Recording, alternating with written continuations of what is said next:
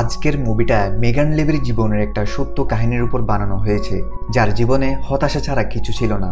সে জানে না সে জীবনে কি করবে, কিন্তু একদিন তার জীবনে এমন একটা ডগ চলে আসে যার ফলে তার পুরো জীবনটাই বদলে যায়। বলছিলাম 2017 সালে মুক্তি পাওয়া একটা অ্যাকশন ড্রামা মুভি যার নাম মেগান লেভি। ভিডিওর শেষে আমি তার আসল ছবি দেখিয়ে দিব, তো চলো শুরু করা যাক। শুরুতে আমরা মেগান লেভি নামের একটা মেয়েকে দেখতে পাই, যে কিনা নিউ ইয়র্ক শহরে থাকে।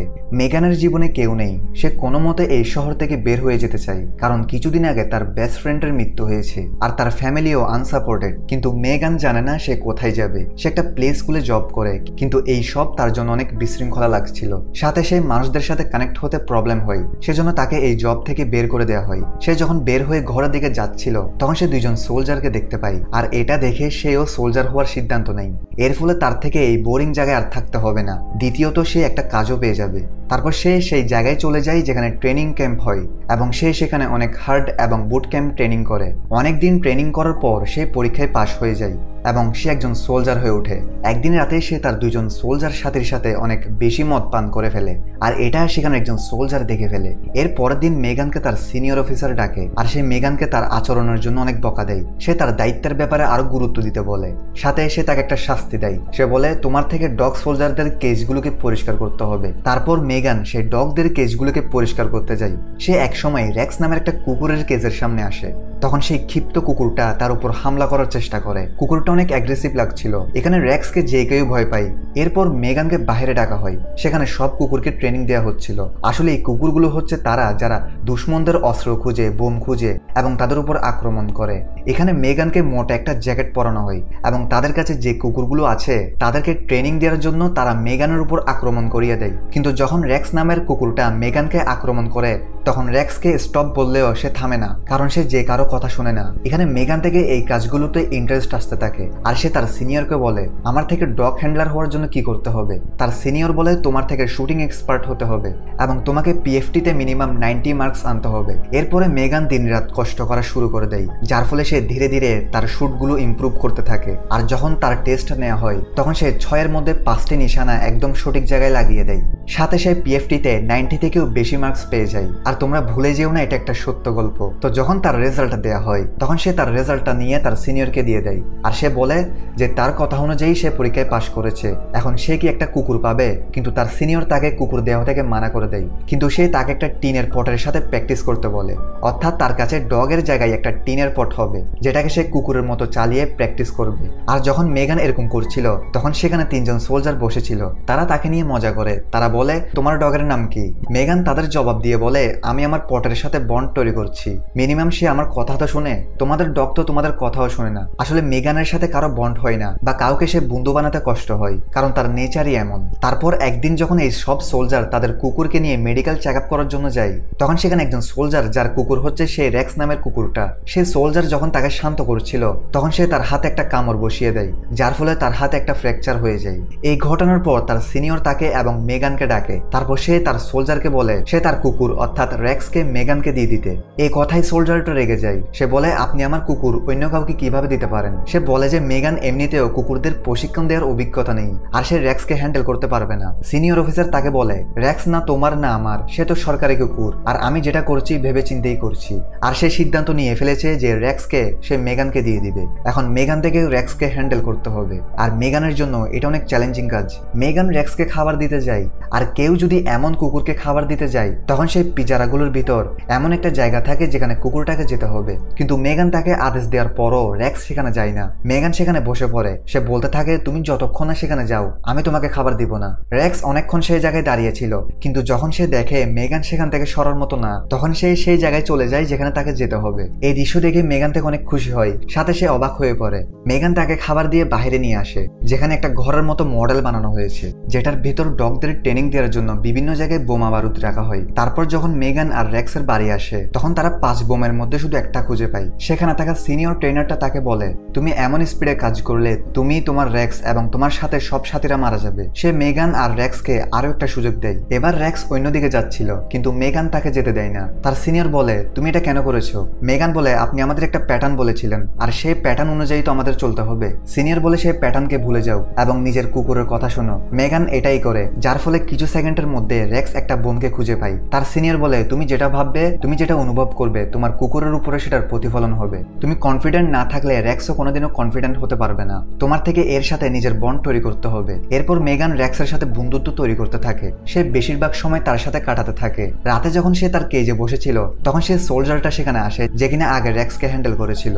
মেগান তাকে বলে, আমি কখনো রেক্সকে চাইনি। সোলজার বলে সে সবসময় তাকে দেখে শুনে রেখেছিল এবং মেগান যেন তাকে মরতে না দেয়। মেগানের জন্য এখানের পরিবেশ এবং রেক্সের সাথে বন্ধুত্ব করা এই সবকিছু তার জন্য একটা আলাদা অভিজ্ঞতা। সেই রাতে মেগান রেক্সকে নিজের রুমে নিয়ে যায় আর রেক্সকে বলে, আমাদের কাল ইরাকে পাঠানো হবে আর সেখানে যদি আমরা কোনো ভুল করি তখন আমাদের জন্য অনেক লোক মারা যাবে। রেক্স তার বেডে বসে পড়ে। এর পরের দিন মেগান আর রেক্সকে বাকি টিমের সাথে ইরাকে পাঠিয়ে দেওয়া হয়। এখানে মেগানের সাথে আরেকজন সোলজারকে দেখা যায় যেখানে তার মতো ডগ হ্যান্ডলার। সোলজারটার নাম ম্যাট এবং মেগান সহ তাদের কুকুরকে একটা জায়গায় পাঠানো হয় যেখানে তাদের সেখানে লোকগুলো এবং তাদের গাড়িগুলোকে চেক করতে হবে। তারপর যখন মেগানের কুকুর একটা গাড়ি চেক করে তখন সেখানে একটা বাচ্চা দাঁড়িয়ে ছিল।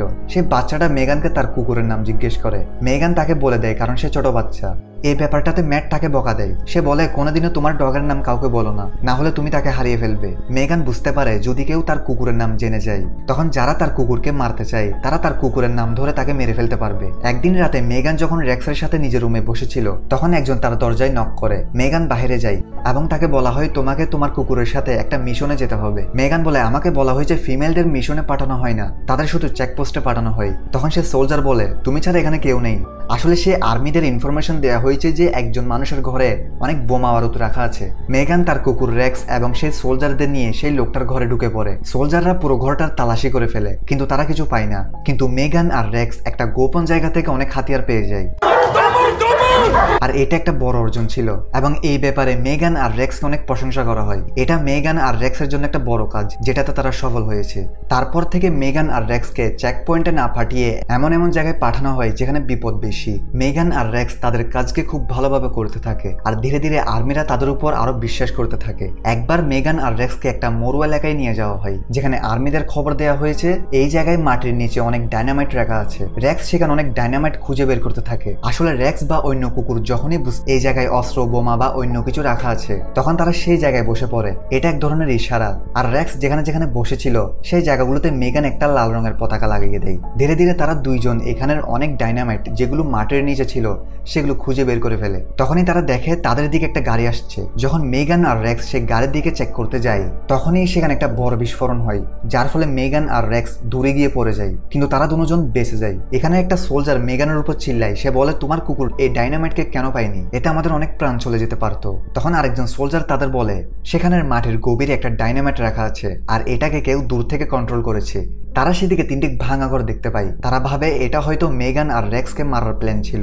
এখন তাদের কাছে কুকুরও নেই আর রাস্তার মধ্যে অনেক ডায়নামাইট হতে পারে, তাই তারা সেই ঘর পর্যন্ত পৌঁছাতে পারবে না। মেগান বলে, আমি আর আমার কুকুর সুস্থ আছি, আমাদের এখান থেকে সামনে যেতে হবে। তারপর তারা ধীরে ধীরে সামনে গিয়ে সেই ঘর পর্যন্ত পৌঁছে যায় আর তারা সেখানে দেখে সেখান থেকেই সেই বোমকে কন্ট্রোল করা হয়েছে। কিন্তু তারা সেখানে কিছু পায় না, সেখানে এখন কেউ ছিল না। কিন্তু হঠাৎ অন্য জায়গা থেকে তাদের উপর ভয়ঙ্কর অস্ত্র দিয়ে হামলা করা হয় যেগুলোর মোকাবেলা তারা করতে পারবে না। সেজন্য তারা সেখান থেকে পালাতে শুরু করে দেয় আর তারা কোনো মতে ফায়ারিং থেকে বেঁচে গাড়ি পর্যন্ত পৌঁছে যায়। কিন্তু যখনই মেগান গাড়ির উপর উঠে যায় তখন সেখানে একটা বোম ব্লাস্ট হয় যার ফলে সে পড়ে যায়। রেক্স তাকে বাঁচানোর জন্য গাড়ি থেকে নেমে পড়ে আর সে তার কাছে গিয়ে তাকে উঠানোর চেষ্টা করে। এরপরে মেগান আর রেক্স আবারও গাড়িতে উঠে ক্যাম্পে পৌঁছে যায়। ক্যাম্পে পৌঁছানোর পর তাকে হেলিকপ্টার করে অন্য জায়গায় নিয়ে যাওয়া হয় কারণ মেগানও আহত হয়ে পড়েছে, তাই তার থেকে চিকিৎসার প্রয়োজন। ডাক্তার বলে বোম ব্লাস্টের ফলে তার শ্রবণ শক্তিতে প্রভাব পড়েছে, সাথে তার অনেক জায়গায় আঘাতও লেগেছে, যেটা ঠিক হতে কিছুটা সময় লাগবে। কিন্তু মেগান এখানে রেক্সকে অনেক মিস করতে থাকে। সে রেক্সের ব্যাপারে জিজ্ঞেস করতে থাকে। তাকে বলা হয় রেক্স ঠিক আছে এবং তাকে 3 সপ্তাহের ছুটি দেওয়া হয়েছে। তারপর মেগান তার ঘরে চলে যায়। এখন তার মাথায় শুধু রেক্সের ব্যাপারগুলো ঘুরতে থাকে আর এমনিতেও তার থেকে বন্ধু বানাতে কষ্ট হয়, কিন্তু সে একটা ক্ষিপ্ত কুকুরকে বন্ধু বানাতে পেরেছে। রেক্স তার কাজে সাহায্য করে তাকে বাঁচিয়েছে এবং তাকে সম্মানও দিয়েছে, যেটা সে কোনোদিনও পায়নি। 3 সপ্তাহ পর যখন সে ডিউটিতে জয়েন করে তখন সেই রেক্সকে সেই ক্যাম্পে দেখতে পায়। সে রেক্সকে দেখে খুব খুশি হয়। এরপর থেকে মেগান রেক্সকে আবার ট্রেনিং দিতে থাকে এবং সাথে সে এখানে নতুন ডগ হ্যান্ডলারদেরও শেখাতে থাকে যে কিভাবে ডগদের হ্যান্ডেল করতে হয়, তাদের দিয়ে কিভাবে কাজ করাতে হয়। এবং এভাবে চলতে চলতে 3 বছর হয়ে যায়। মেগান এখন সিদ্ধান্ত নেই সে এখন আর্মি থেকে বেরিয়ে যাবে। সে গত 3 বছর ধরে রেক্সের সাথে কাটিয়েছে। সে এখন চাই রেক্সকে সে তার সাথে নিয়ে যাবে এবং তাকে একেবারে নিজের কাছে রেখে দিবে। এই ব্যাপারে সে তার সিনিয়র অফিসারের সাথে কথা বলে। তার সিনিয়র বলে, ঠিক আছে, আমি এটা তোমার সাহায্য করব, তারপর মেগান রেক্সকে নিয়ে ডাক্তারের কাছে যায়, কারণ ডাক্তার চেক আপ করার পর বুঝতে পারবে তাকে নিয়ে যাওয়া যাবে কিনা। ডাক্তারটা প্রথম থেকে রেক্সকে ক্ষিপ্ত দেখেছিল এবং এর সাথে সে যখনই তাকে হাত লাগায় তখন সে নর্মাল আচরণ করে না, সে ক্ষিপ্ত হয়ে ওঠে। তাই ডাক্তার রিপোর্টে লিখে দেয় এটা আনএডপ্টেবল, অর্থাৎ একে নেওয়া যাবে না। যদিও মেগান ডাক্তারকে অনেক রিকোয়েস্ট করে কিন্তু সে তার কথা শোনে না, যার ফলে সে আর রেক্সকে নিয়ে যেতে পারবে না। এর ফলে তার থেকে অনেক দুঃখ লাগে। সাথে রেক্সের জন্য এখানে নতুন হ্যান্ডলারও নিয়ে আসা হয়। আর মেগান যখন রেক্সকে তার সাথে ট্রেনিং করতে দেখে তখন সে তার সিনিয়রের কাছে যায়, যেখানে তার সিনিয়র তাকে বলে রেক্সকে পরবর্তী মিশনের জন্য আফগানিস্তান পাঠানো হবে। আর সে এই সিদ্ধান্ত চেঞ্জ করতে পারবে না, কারণ এটা তার সিদ্ধান্ত নয়, বরং তাকে হেড অফিস থেকে অর্ডার দেওয়া হয়েছে। কিন্তু সে মেগানকে বলে দেয় তুমি চাইলে যাওয়ার আগে তার সাথে একবার দেখা করে যেতে পারো। মেগান রেক্সের সাথে দেখা করতে যায়, আর এটা তাদের শেষ দেখা ছিল। এরপর রেক্সকে আফগানিস্তান পাঠিয়ে দেওয়া হয়, আর মেগান আবার তার পুরনো জীবনে চলে যায়, যেখানে সে একদমই খুশি ছিল না। সে সবসময় তার কথা ভাবতে থাকে। 1 বছর হয়ে যায় কিন্তু মেগানের মাথা থেকে রেক্সের চিন্তা যাচ্ছে না। এটা শুধু এই জন্য না যে সে তার জান বাঁচিয়েছে, বরং সে তার সাথে বন্ধুত্ব করতে পেরেছে, তার সাথে কানেক্ট হতে পেরেছে, যা সে আজ পর্যন্ত কারোর সাথে করতে পারেনি। মেগানের মা মেগানের এই ব্যাপার দেখে তার জন্য একটা ডগ নিয়ে আসে, কিন্তু মেগান তাকে অ্যাকসেপ্ট করে না। তাদের মধ্যে তর্ক বিতর্ক শুরু হয়। এক সময় মেগান ঘর থেকে বের হয়ে তার বাবার কাছে চলে যায়। আসলে তার বাবা এবং মায়ের মধ্যে ডিভোর্স হয়ে গিয়েছে। সে তার বাবার ঘরে আসার পরও অনেক ডিপ্রেস হয়ে থাকে। তার বাবা তাকে বোঝায় তুমি কিছু হারিয়ে ফেললে তোমার থেকে সেটা যে করেই হোক সেটা ফিরে পাওয়ার চেষ্টা করতে হবে।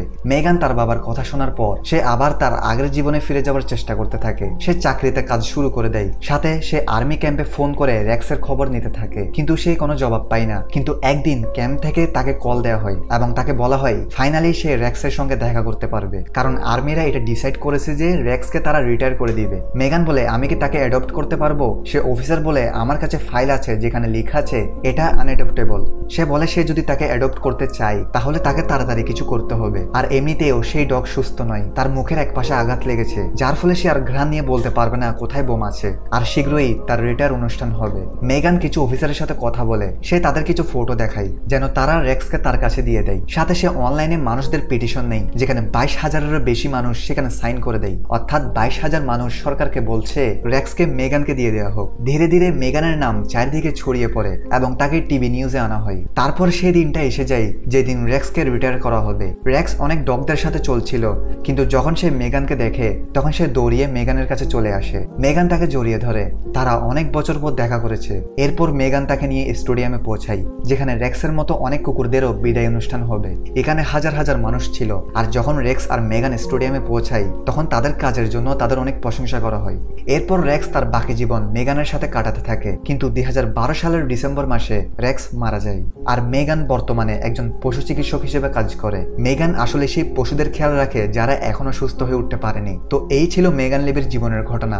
দেখা হচ্ছে পরের ভিডিওতে।